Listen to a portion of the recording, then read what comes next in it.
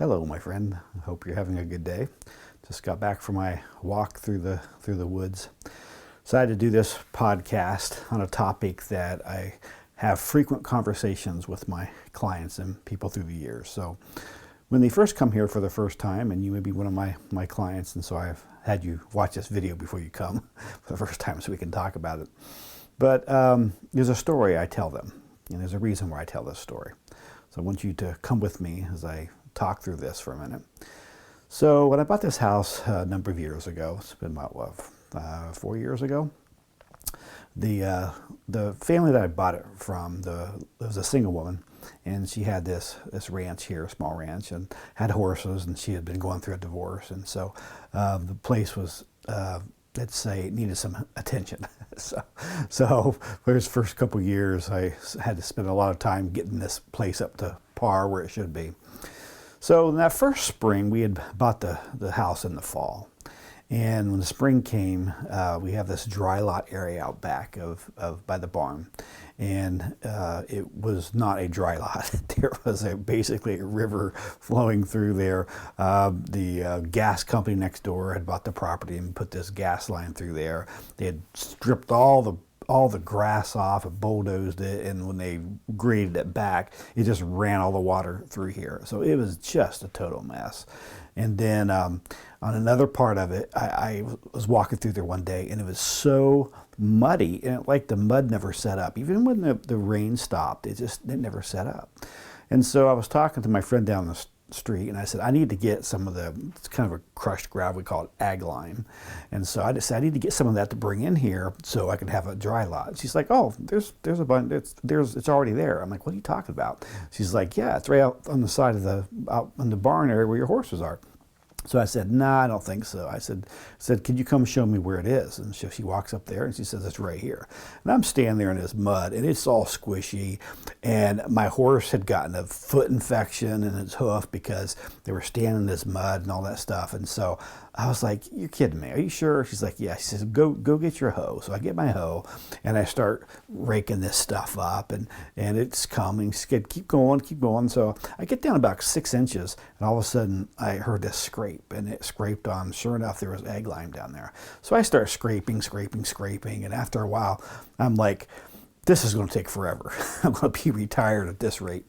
So I go get my tractor with the bucket, and I start scraping. So sure enough, there was a firm footing under there, but the years of buildup and not taking care of it, had just made this muddy mess. And finally, she looked at me and she says, hey, she said, that's not mud. She said, that is horse crap. And she said, this is years of buildup there. And so then it made sense. It's like you cannot build a firm foundation, or there's a bunch of crap in the yard. So I took this stuff and I just put it all in this big pile, and it sat there for the longest time, and it was really ugly. And so I didn't know what to do with it. And so it sat there for quite a bit of time until I finally came up with the idea of what to do with it. The next episode, we'll talk about what I decided to do with that big pile of crap. So, lesson here about life, and so many times with my clients as I'm working with them, as they come to something in their life, there's this awareness all of a sudden that they have a crappy life, or at least they think they have a crappy life compared with somebody else or another part of their life, and they become displeased and discontent. And so that's when I get a lot of people coming to me. I'll be at a class teaching, or they'll find me on the internet or whatever, but wanting to address this because the misery of where they're at. So one of the things I want to say is, if you have crap in your life, it may be something that you didn't cause. It's something by other people. You may have inherited it. It may be intergenerational stuff.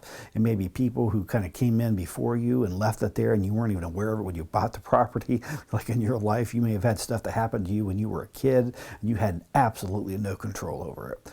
And so what I want to say to you, I think there's that piece of awareness that's really important for my clients to understand, what levels of crap there is in their life and what they're doing about it. Because one of the things I do know is, by having all that crap around your life, doesn't make for a happy life. It stinks, and it's messy, and it doesn't have a pleasant environment nor a pleasant smell. And so sometimes our life stinks for a reason, and we haven't really thought about it. And one of the things that I figured out a long time ago is sometimes we get in this place and we're just realize something wrong, but we don't know what it is. And a lot of times it's because we've been so immersed in it for so many years that we don't really understand what healthy looks like. And some of us grew up in some kind of unhealthy homes where there was some toxicity stuff there, and it was normal. Let me tell you my Tootsie Roll story.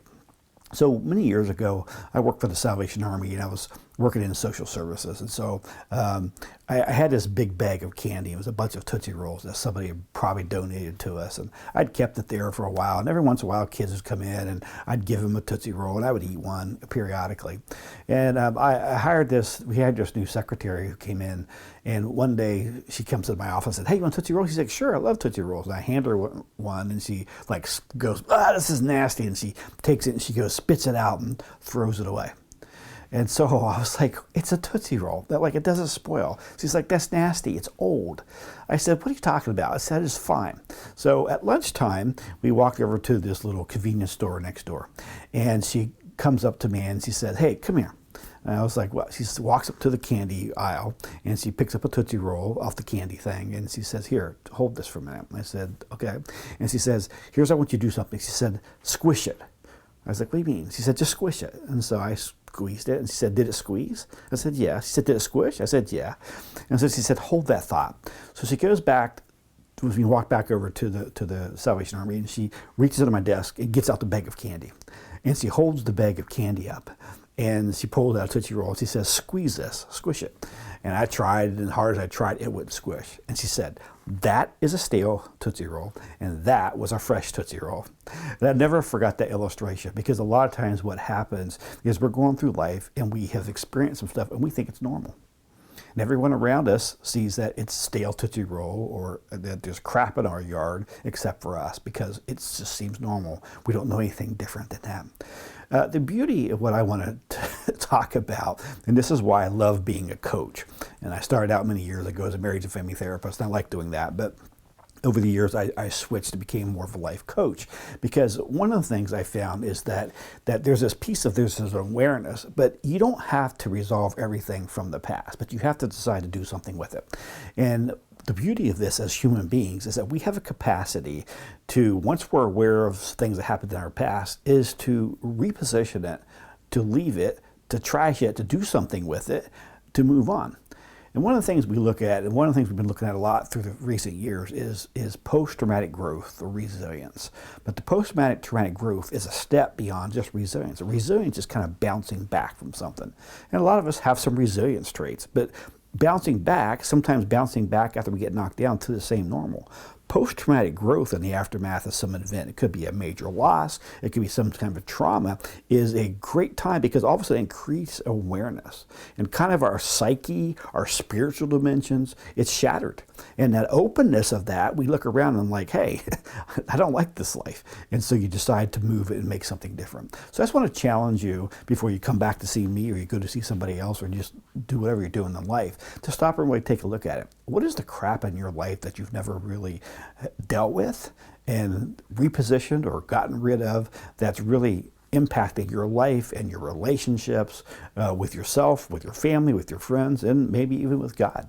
And so I think if you take some time to really look at that, you'll find that it can make a difference.